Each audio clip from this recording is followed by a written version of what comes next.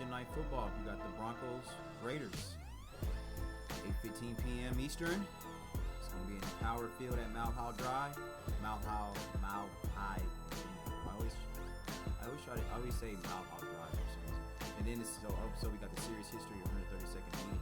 The Raiders leads this series 73-56-2. Right now we got the 2-6 Raiders facing off the 7-2 Broncos. So this is the big picture. This is a classic AFC West rivalry, but the two teams are heading in opposite directions. Denver, obviously, it's more successful team right now between the Broncos and the Raiders. Denver has 7 wins in a row. They're undefeated at home. They have a 9-0 stretch. So obviously, right now in the AFC West, Denver is the most successful team as of currently speaking. Will they be the team that's going to be on top, going to win it all? Not a doubt. I say their quarterback holds them back. They obviously have the most complete team outside of the Raiders, outside of the Chargers and the Chiefs. They have the most complete team, but they don't have the best quarterback. And in today's football, if you don't have a really good quarterback, you're not going to go very, very far. Back in the day, you can get away with that with a stout defense. Today, it's just how the game is played with the rules, the regulations, all that stuff. You're going to need a quarterback to really lead, to really take you far, at least this year. So the Las Vegas, they have lost 6 of the last 7, but they showed life last week in an overtime loss to Kansas City. So that's going to be a test for Denver Broncos, because these two teams, all these teams, they know each other very well, and they play each other very well. So this is going to be a coaching chess match. We got Pete Carroll coaching his 300th regular season game. He's a defensive mind. He's rebuilding culture in Las Vegas. We got Sean Payton of the Broncos. He's an offensive architect in his 285th career game. He is 4-1 versus Pete Carroll in regular season. Both men have Super Bowl rings. Pete Carroll has one, obviously, with the Seattle Seahawks. Sean Payton obviously has one with the New Orleans Saints. And they are both pushing to get another ring in their new franchises. This AFC West battle between all 4 of these coaches in the AFC West it's awesome to watch. Jim Harbaugh versus Pete Carroll. Pete Carroll versus Andy Reid. Andy Reid versus Jim Harbaugh. You know, it's awesome. Sean Payton against, like tonight, Pete Carroll. So it's really exciting to watch, you know. So, and right now the only coach in the AFC West who doesn't have a ring is Jim Harbaugh. So now I know Jim Harbaugh wants to change that. So expect a pure chess match between Sean Payton's who's the offensive genius, and Pete Carroll's defensive system. The Broncos, they are winners of 6 straight, first time since their 2015 Super Bowl run. They are a clutch team, 4 wins after trailing in the fourth quarter, 3 games winning kicks by Will Lutz. Their fourth quarter production, they're averaging 14.3 points in the final quarter, which is the best in NFL. Their defense is number 1 in sacks, which have collected 40. Number 1 on third down, number 1 in red zone, number 3 total defense, number 4 in scoring defense. Their home field, they got a home field advantage because of that altitude, playing in Mile High. You know, that the altitude is very high, the noise, so they got a real advantage. Penalties, 72 flags for 658 yards. They got that's the most in the league, so they're gonna have to trim that down. And then the turnovers, -3 margin. They're 18th in the league. Right now their injuries. Cornerback Pat Surtain, he's out with the pec. Safety Brandon Jones, he's questionable, and wide receiver Marvin Mims, he may return for tonight. The offense, 29th in scoring, 30th total yards, 29th in rush, 24th in pass. The Raiders offense, I meant to say. And the Raiders, turnovers, they have 13 giveaways and with a -5 margin. So they're 27th in the league with that. They're going to have to do better by not turning the ball over. The offense has seriously been struggling with the Raiders. Quarterback Geno Smith has 11 interceptions. 4 under pressure. He must protect the ball. Brock Bowers, he's back. He's the offense's engine. He has 12 catches for 125 yards and 3 touchdowns last week against us. That's phenomenal. And the Raiders, they average 21 points when he plays, just 8.5 when he doesn't. So Brock Bowers is going to be dominant. He is going. I am looking forward to Brock Bowers, what he's going to do in that Broncos defense. I'm really looking forward to it.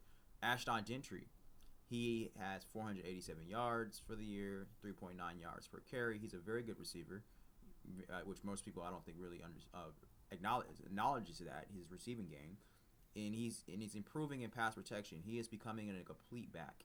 Ashton Gentry. In time, the Raiders are going to be a very dangerous team. Wide receiver Tyler Lockett, recent signing. He's replacing Jacoby Myers. Jacoby Myers was traded to the Jags. And the Raiders, their penalties, mistakes, they have 10 missed tackles. They had 10 missed tackles last week. A lot of false starts, and they missed an extra point, so they must play clean. The defense, Max Crosby, he has 5 sacks, 10 tackles for loss, and 5 batted passes in 8 games. He leads a unit that's still learning Carroll's system. All right, so the key matchups that you should look into: Max Crosby versus right tackle Mike McGlinchey. Premier one-on-one battle. Peyton will chip and double team Crosby. Most definitely he will. Then Cortland Sutton and Troy Franklin versus the Raiders cornerbacks. Raiders uncertain at cornerback number 2. Denver will attack Porter and Kelly. So Brock Bowers versus linebacker Greenlaw and Nick McMillan. Broncos will bracket him with safeties and nickel blitzes. The Raiders offensive line versus Denver's front 7. Broncos lead NFL in sacks, with a plus 31 differential. Bo Nix versus pressure looks. Raiders love an all-out blitz and they bluff packages under Patrick Graham. The altitude effect, that's going to be the main factor. Denver, they have a 9-game home win streak. Conditioning matters late. So here's the stat edge between the Broncos and the Raiders. The Broncos are 7-2. The Raiders are 2-6.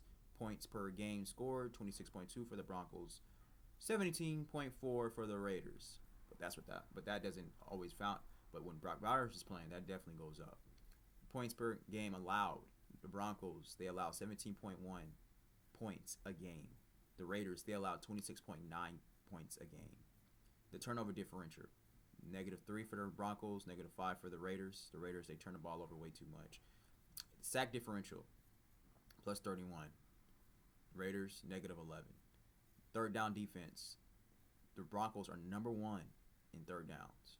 The Raiders are number 28 in third downs. The red zone defense: Broncos again, number 1 in red zone defense.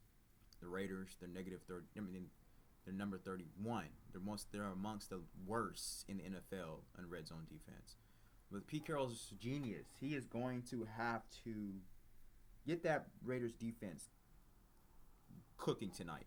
If Pete Carroll can get the Raiders defense rolling on all cylinders tonight, the Raiders could come away with a win if they can come back. If Geno Smith cannot turn the ball over, if they can get some good yards, 1, 2, 3 positive yards consistently with Ashton Gentry, anytime when they give Ashton Gentry that ball, if they can just probably not try to focus on the big runs, big gains for handing the ball off to Ashton Gentry, but when they do need him for short yardage, if he can collect those short yardage, he is a very physical, heavy, stacked the potatoes back.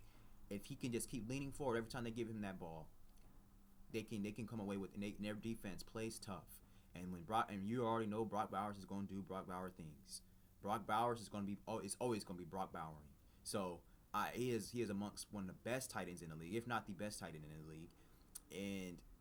And I say that because there are some really great tight ends that are rookies this year, which is so surprising. Like these rookie tight ends are starting to really blossom in the NFL right now.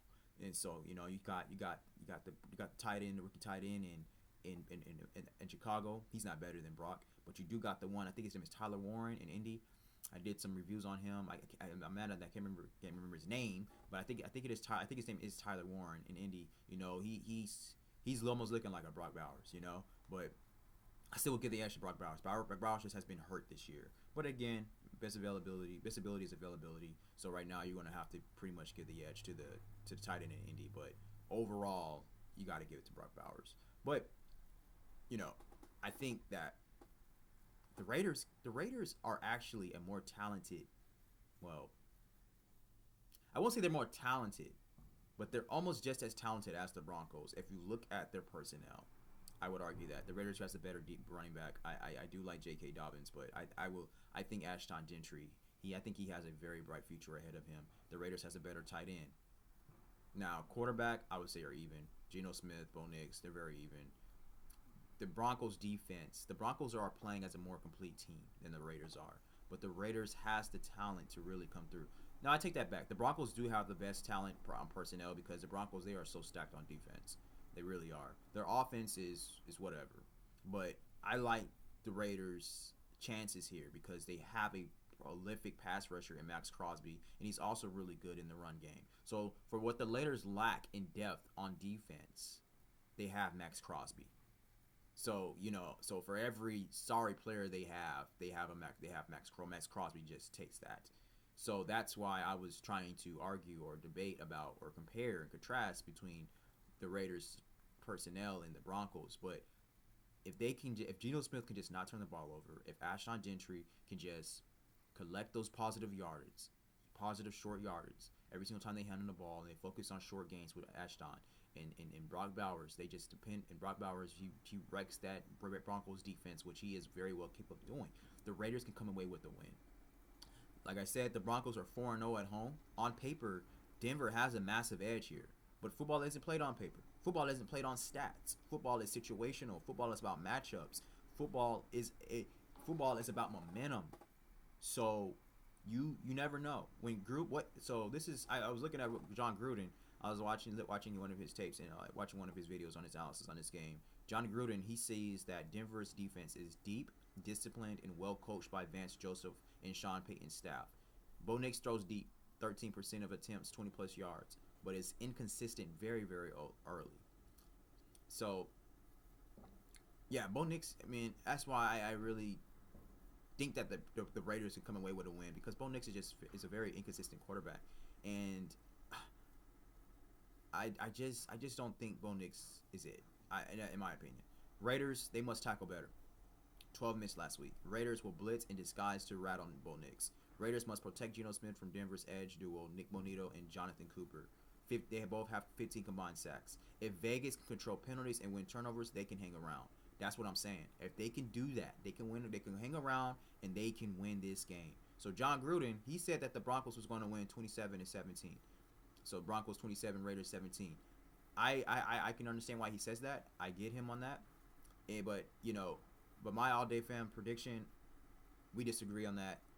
I'm going to say every stat screams Denver, but this is why Vegas exists, and these teams match up very well against each other. These teams know each other very well, and this is a Thursday night game, and Denver is on a short week. I know the Raiders are too, but Denver is on a short week. Denver is on a very long winning streak. I think the Raiders can sneak one if they stay focused. Raiders coming off a close overtime loss with momentum. Brock Bowers is healthy and unguardable in the slot. Broncos lose their defensive anchor, Pat Surtain. That is going to be a major factor for the Broncos. That is going to be a major. That is going to be the what's the word I'm looking for? The difference maker right there for the Raiders, because Pat Surtain is out. So Pat Surtain is obviously the best defense player on the Broncos, one of the best defense players in the league.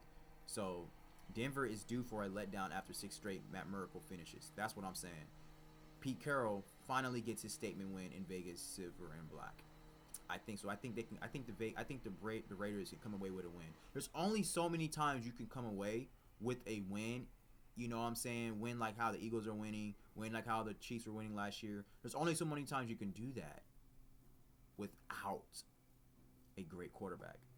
I don't think Jalen Hurts isn't a great quarterback, but you saw how those Eagles was winning those close games and everything, like how they were pretty much doing it like how the Chiefs were doing it. But they're both really good quarterbacks, the Chiefs and the Eagles. Bo Nix is nowhere near on the level as Jalen Hurts and Pete Carroll and Patrick Mahomes. Nowhere near on that level.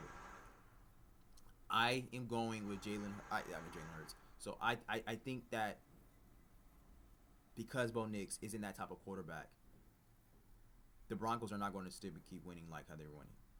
Because again, I think Bo Nix holds them back, and that's that.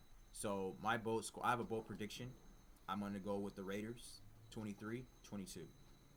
Raiders 23, Broncos 22. Vegas wins on a Daniel Carson kick as time expires. Bo Nix turns it over late, and Brock Bowers reminds the league why he's the best young tight end in football.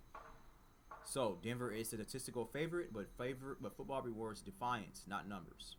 The Raiders may be 2-6, but they still have fight in them. They surely do, and they showed that last week. And Thursday night under the lights at Mile High, fight is all they'll need.